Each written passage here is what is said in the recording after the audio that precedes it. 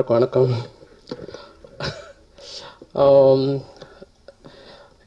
சிங்கம் 3 ஹரி அவர்களோட நான் ஒர்க் பண்ணுற கடைசியில் ஒரு 12 வருஷம் கழிச்சு ஒர்க் பண்ணுறேன்னா அருளுக்கு அப்புறம் முதல்ல போலீஸ் ஜானர் சாமி காக்கா ஒரே வருஷத்தில் 2003 வந்தது.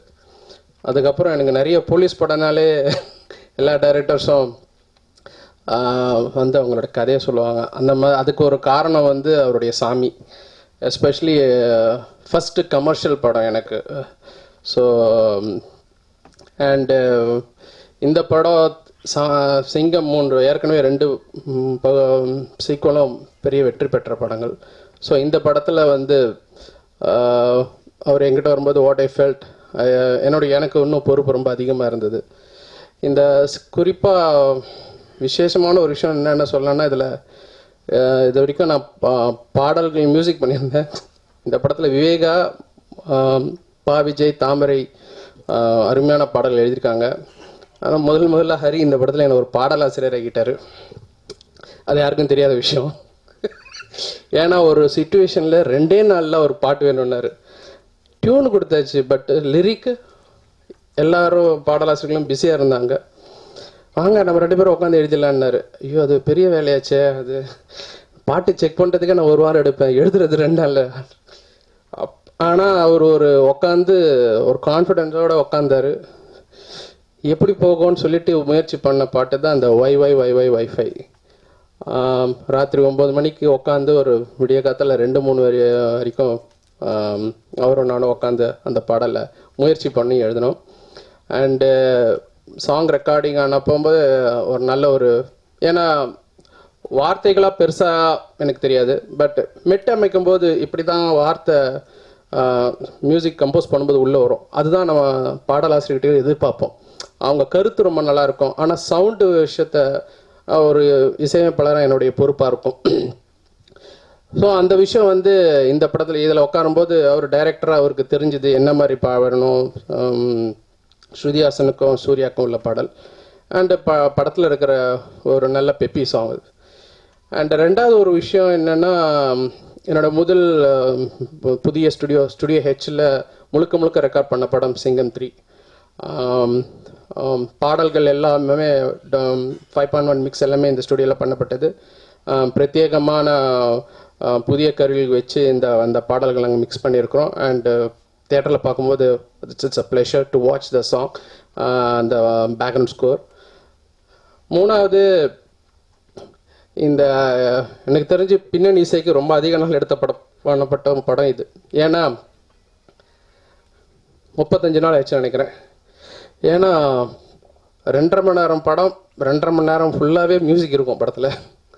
அண்டு எப்படின்னா, நான் படம் ஃபஸ்ட்டு பின்னணி இசைக்காக நான் படத்தை பார்க்கும்போதே பார்க்கும்போது எனக்கு ஒரு ஃபீல் பண்ணது என்னென்னா, நான் என் மியூசிக் டைரக்டர் ஒரு படத்தை பார்க்கும்போது எங்கெங்கெல்லாம் தொய்வு இருக்கோ அந்த இடத்துல ஒரு கூடுதல் கவனம் செலுத்தி மக்களை வந்து அந்த ஒரு தொய்வு இல்லாமல் கொண்டு போக வேண்டியது. அங்கே தொய்வு ஃபீல் பண்ணாங்கன்னா அது நான் தப்பு பண்ணிட்டேன்னு அர்த்தம். ஏன்னா 11th பேட்ஸ்மேன் மாதிரி. ஆனால் இவர் படம் பார்க்கும்போது பின்னணி இசையே தேவையில்லை, ஏன்னா படமாகவே அவ்வளோ விறுவிறுப்பாக இருந்தது. இல்லை சார், நீங்கள் அப்படிலாம் எடுத்துடாதீங்க, பேக்ரவுண்ட் ஸ்கோர் நீங்கள் அது விட்றாதீங்க, அது டெஃபினட்டாக வேணும். இது படம் ஃபுல்லாகவே அவ்வளோ கிரிப்பிங்காகவும் அவ்வளோ டைட்டாக இருந்தது. அண்ட் எடிட்டிங் பயங்கரமாக இருந்தது. அவர் இப்போ தான் சூரி சொல்லும்போது தான் எனக்கு தெரிஞ்சுது, ஓ இதுக்கு பின்னாடி இவ்வளோ வேலை இருக்கான்னு. அவர் சொன்ன ஒரு விஷயமும் அந்த காட்சியெல்லாம் நான் பாருங்கள். அந்த ஒரு நிமிஷம் 10 செகண்டு, அப்புறம் 1:05 ஆனது, அப்புறம் 1 நிமிஷம் ஆனது. எனக்கு தான் தெரியும் படத்தில் அந்த 1 நிமிஷம் கூட கிடையாது, எடுத்துட்டார் அவர். இதுதான் உண்மை. அவர் 1/2 மணி நேரமாக அதை பற்றி விவரிச்சிருந்தார். நான் இந்த மாதிரி நானும் தலையை நோண்டிட்டேன், இந்த மாதிரி சீனே படத்தில் இல்லையே, எங்கே அவர் வந்து எம்மான்றாரு, ஏற்ற வீட்டில் கடத்திட்டு போனாங்கன்ற எல்லாம்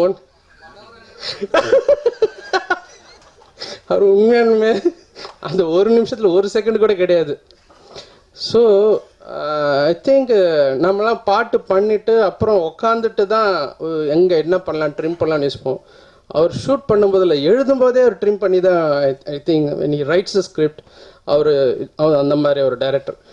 அண்ட் ரொம்ப ஒத்துக்க வேண்டிய ஒரு விஷயம், நான் ஒரு சாங் பண்ணிவிட்டு ஒரு கிட்டத்தட்ட ஷூட்லாம் பண்ணிவிட்டு ஒரு 5 மாதம் 6 மாதம் கழிச்சா ஃபைனல் மிக்ஸில் உட்காருவேன்.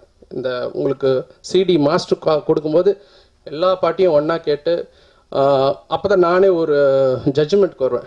ஓய், இந்த இன்ஸ்ட்ருமெண்ட் ஏன் தேவையில்லாமல் பண்ணியிருக்கிறோம், இது எடுத்துலாமே, இந்த விஷயம் வந்து டிஸ்டர்ப் பண்ணுது, இது வார்த்தையை கெடுக்குது அப்படின்னு சொல்லிட்டு இருக்கிறேன். அவர்கிட்ட போனோன்னே அவர் வருவார், ஐயோ எனக்கு அது வேணும், நீங்கள் அதெல்லாம் எடுக்காதீங்க, வேணா சேர்க்கறது வேணால் சேர்த்துக்கோங்க, எதுவும் எடுக்காதீங்கன்னு வருவார். அப்புறம் அவ்வளோ ஞாபகம் வச்சுருப்பார் எல்லா இன்ஸ்ட்ருமெண்ட்ஸையும்.